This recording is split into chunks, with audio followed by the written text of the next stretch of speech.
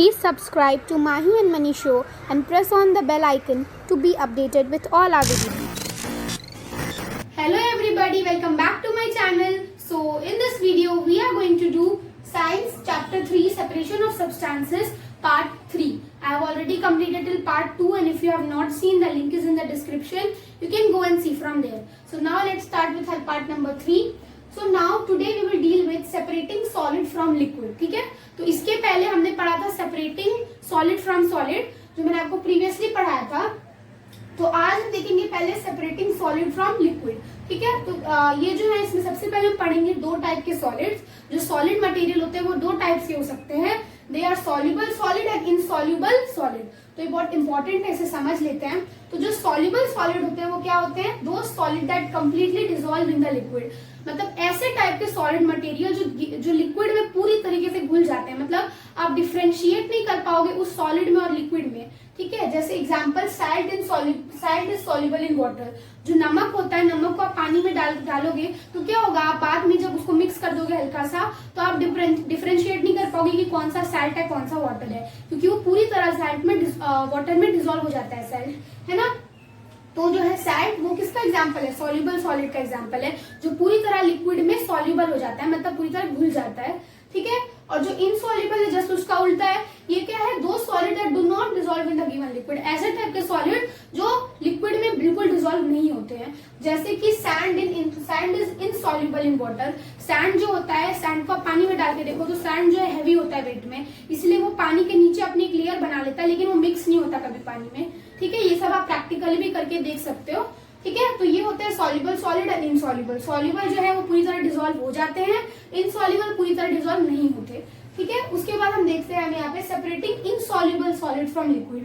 तो हम किस तरीके से जो इनसॉल्युबल सॉलिड है, यानी इस टाइप के सॉलिड जो पानी में मिक्स नहीं होते, उन्हें हम लिक्विड में से कैसे सेपरेट कर सकते हैं.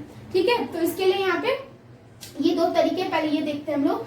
तो पहला है सेडिमेंटेशन. क्या है सेडिमेंटेशन? इसमें क्या होता है, in this method the heaviest and insoluble particle are allowed to settle down and it forms a layer in the bottom which are called sediments. तो देखते हैं क्या है.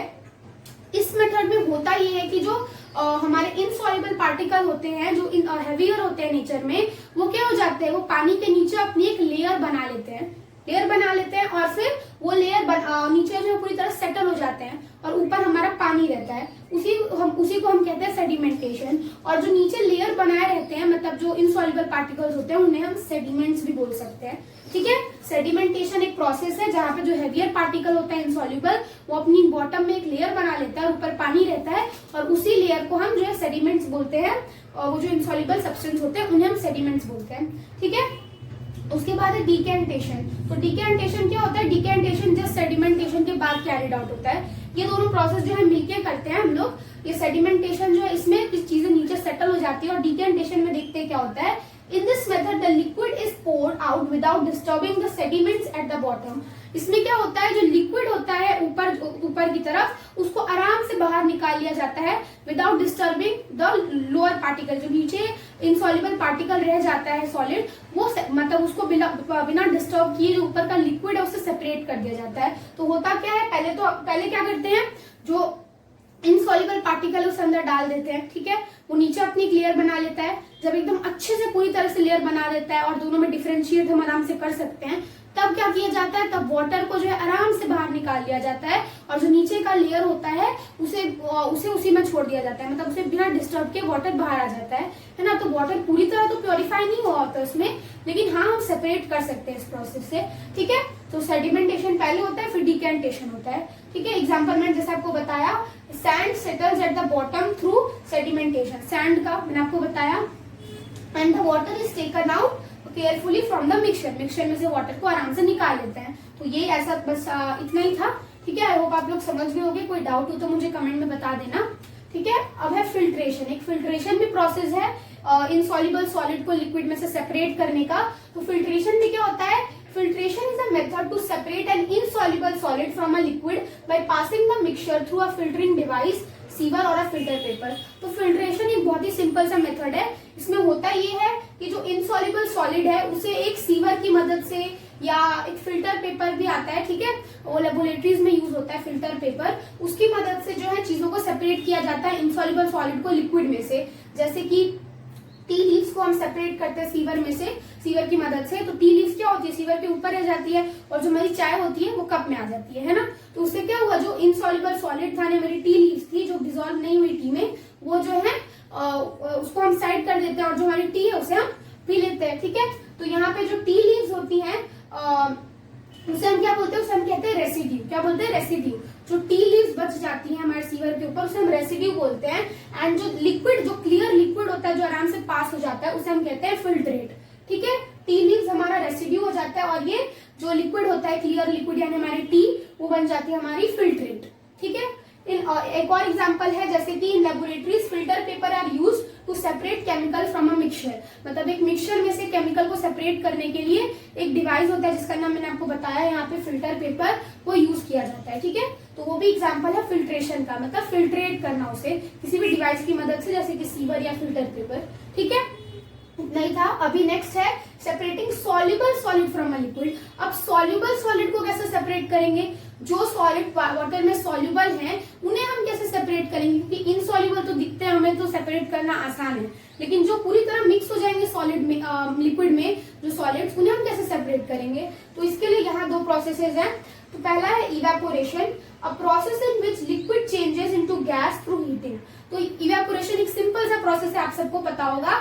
इसमें क्या होता है, जो हमारा लिक्विड होता है वो क्या हो जाता है, वो वेपर बन जाता है। ये आपको पता होगा, जो हमारा लिक्विड होता है वो क्या बन जाता है, हीट की मदद से वो वेपर बन जाता है, गैस बन जाता है। तो जैसे आप देखते होगे मम्मी पानी बॉईल करती है, जब वो एकदम बॉइलिंग पॉइंट पे आ जाता है तो आप देखोगे कि ऊपर से एकदम गैस निकलती रहती है ना, वेपर निकलते रहते हैं। क्यों ऐसा होता है, क्योंकि जो वाटर होता है उसको हीट मिलती है, जिसके कारण, उस हीट के कारण वो जो वाटर है वो वेपर बन के हवा में चला जाता है, ठीक है। तो इसे हम कहते हैं इवेपोरेशन। मतलब वाटर जो है उसका गैस बनना किसके थ्रू, हीटिंग के। एग्जांपल क्या क्या है, common salt is obtained from sea water through evaporation. जैसे कॉमन सैल्ट है, जो नॉर्मल सैल्ट हम अपने खाने में यूज करते हैं, वो वाला सैल्ट, तो वो कैसे ऑब्टेन होता है, वो आगे तो आपको पता होगा कि सी वाटर में से सैल्ट ऑब्टेन होता है ना। तो कैसे ऑब्टेन होता है, वो इवेपोरेशन के थ्रू ऑब्टेन होता है। क्या क्या जाता है कि जो सी वाटर होता है उनको जो है अलग अलग करके छोटे छोटे से क्यूब्स में डिवाइड कर दिया जाता है, ठीक है। और जब सन की रेज उन पे डायरेक्टली पड़ती है तो होता ये कि जो पानी होता है सी वाटर, वो मतलब सन की रेज से इवेपोरेट हो जाता है, और जो हमारा सैल्ट होता है वो तो सॉलिड होता है, तो वो उन्हीं क्यूब्स में रह जाता है, ठीक है। तो इस तरीके से सैल्ट ऑब्टेन किया जाता है, ठीक है। तो ये जो हमारा इवेपोरेशन का प्रोसेस है, ये हम कॉमन सैल्ट ऑब्टेन करने में भी यूज करते हैं। ऐसे ही जो वेट क्लॉथ्स हैं वो भी कैसे ड्राई होते हैं, सनलाइट जो है हीटिंग की तरह, मतलब सनलाइट जो है हमें वो कपड़ों को हीट देती है, कपड़े जो गीले होते हैं तो हीट मिलता है उनको, और क्या होता है इसके अंदर जो वाटर होता है वो क्या हो जाता है, सनलाइट की जो सन की जो हीट होती है उससे जो पानी होता है वो इवेपोरेट हो जाता है ना, और जो कपड़े जो सूख जाते हैं। तो ये एक और प्रोसेस है, ठीक है। तो इस तरीके से ये सब जो है इवेपोरेशन का हम बहुत जगह देख सकते हैं, ठीक है। बहुत सारी एग्जांपल इवेपोरेशन के डे टू डे लाइफ में। और एक और प्रोसेस है वो है कंडेंसेशन। तो कंडेंसेशन में क्या होता है, it is a process in which gas changes into liquid on cooling, ठीक है। तो ये कंडेंसेशन क्या होता है, इसमें ये ऐसा प्रोसेस है जिसमें जो गैस होता है वो किस में बदल जाता है, वो वापस लिक्विड में बदल जाता है, ठीक है। किसके थ्रू, कूलिंग के थ्रू।